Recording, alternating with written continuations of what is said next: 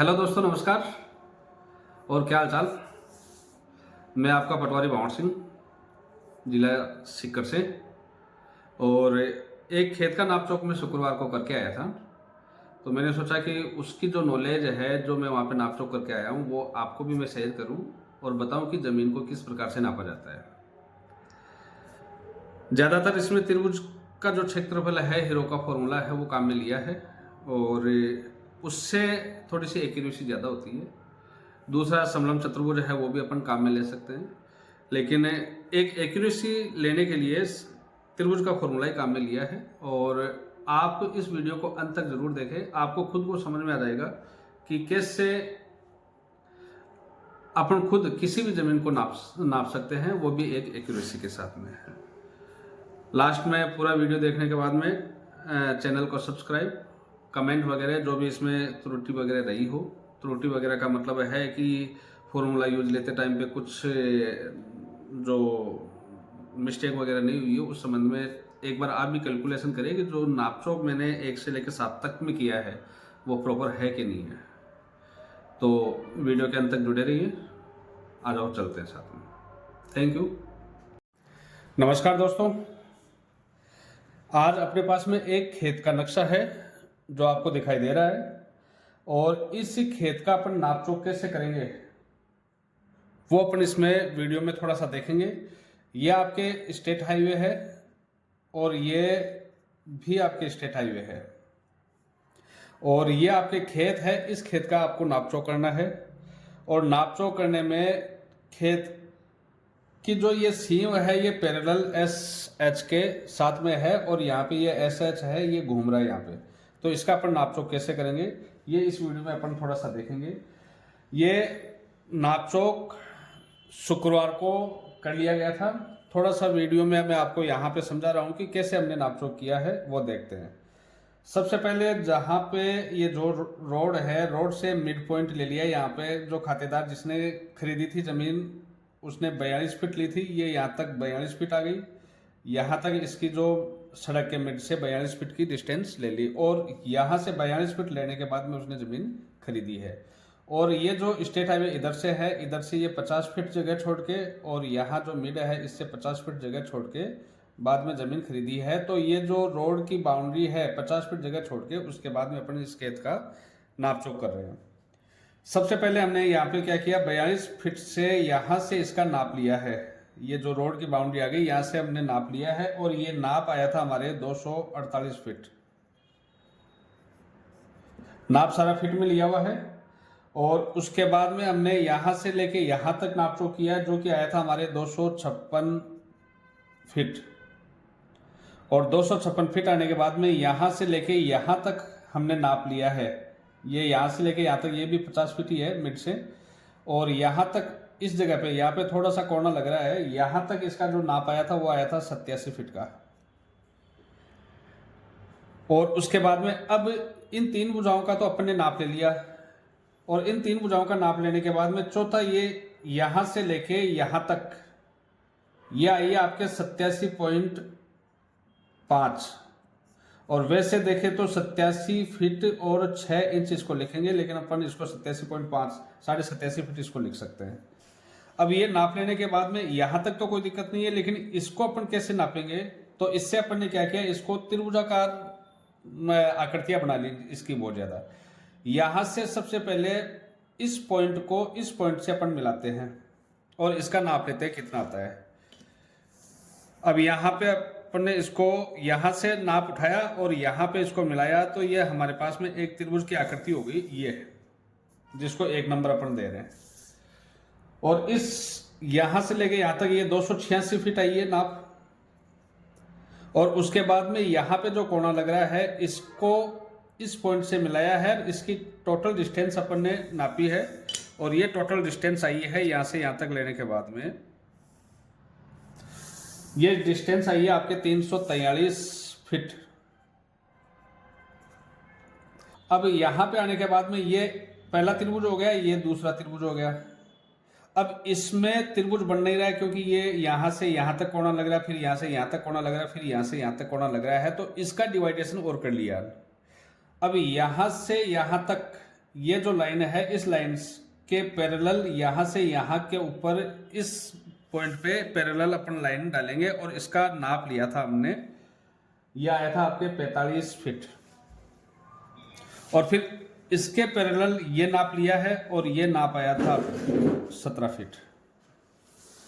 अब ये त्रिभुज की आकृति होगी, इसमें 3 नंबर में इसको दे देता हूं। अब इसको भी अपन ने त्रिभुज में डिवाइड कर दिया हमने, और यहां से इस पॉइंट तक ये नाप कर लिया, और ये नाप आया हमारे 111.50 फीट। अब अपने पास में ये भुजा नाप ली, ये भुजा आई है 110, यहां से ये भुजा नाप ली, ये भुजा आई है 140, ये 110, और यहां से यहां तक वाली भुजा ये आई थी 130। अब अपने पास में ये जो समलंब चतुर्भुज है इसमें 2 त्रिभुज बन गए, तो ये आपके त्रिभुज हो गया 4 नंबर और ये त्रिभुज हो गया 5 नंबर। त्रिभुज में इसलिए बांट रहे हैं कि एक एक्यूरेसी आ जाए इसमें। उसके बाद में ये भी समलंब चतुर्भुज है, लेकिन इसमें लंबवत दूरी नहीं है। समलंब चतुर्भुज है उसमें एरिया निकालने के लिए लंबवत दूरी होनी चाहिए, जिसको ऊंचाई भी बोलते हैं। तो यहाँ पे इसको भी अपन ने त्रिभुज में डिवाइडेशन कर लिया, और यहां से लेके यहां तक की ये डिस्टेंस इसमें नापी है, और ये इसको मैं मिला रहा हूं, और ये डिस्टेंस आई थी हमारे 107 फीट। और यहां से यहां तक की दूरी 100 फीट, यहां से लेके यहां तक की दूरी आई है 5 नंबर में। 5 नंबर कौन सा ये भी आपके 100 फीट यहां पे, और ये आई है 143, ये 143। इस प्रकार से ये पूरा का पूरा जो खेत है ये त्रिभुजाकार आकृतियों में बट गया है। यह आपके 6 नंबर हो गया, और ये हो गया आपके 7 नंबर। अब इन टोटल का योग निकालेंगे अपन। अब इसमें टोटल का योग निकालने के लिए आपको एक पता होगा, हीरोन का सूत्र लगता है,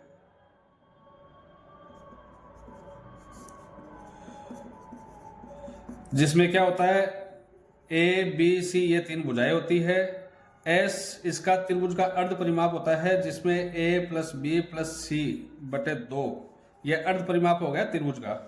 और उसके बाद में इसका जो फॉर्मूला है वो है एस माइनस ए, एस माइनस बी और एस माइनस सी। अब इसके बाद में त्रिभुज 1 इसका जो टोटल एरिया आया वो आया हमारे 10,380 वर्ग फीट। दूसरे का जो क्षेत्रफल आया था वो आया है 35,848 वर्ग फीट। तीसरे का क्षेत्रफल आया हमारे 1181.75 वर्ग फीट। चौथे का आया है 935 वर्ग फीट। पांचवें का 2247 वर्ग फीट। छठे का आया है 2245 वर्ग फीट, और सातवें का आया है आपके 4,624 वर्ग फीट। अब इन टोटल का योग करेंगे, पूरे खेत का निकालना है तो टोटल का योग करेंगे, तो टोटल का योग आएगा आपके 57,460.75 वर्ग फीट। यह आ गया। अब सीकर जिले में गनेरी में क्या है, 1 बीघा है, 1 बीघा में 12,100 वर्ग फीट होते हैं 1 बीघा में, क्योंकि यहाँ पे जो जरीब है वो 110 और 110 की होती है। तो 110 को 110 से मल्टीप्लाई करेंगे तो 12,100, यानी कि एक कच्चे बीघा में, यहाँ पे कच्चा बीघा बोलते हैं, जो 110 वाली जो जरीब है पहले के वीडियोज में मैंने आपको समझाया भी है। तो एक बीघा में यहाँ पे 12,100 वर्ग फीट होते हैं। अब 57,460 वर्ग फीट टोटल खेत का नाप आया, इसमें अपन 12,100 का भाग देंगे तो आपके आएगा 4.7487, यानी कि ये लगभग आपके ये 4.75 यानी कि 4.25 बीघा जमीन हो गई।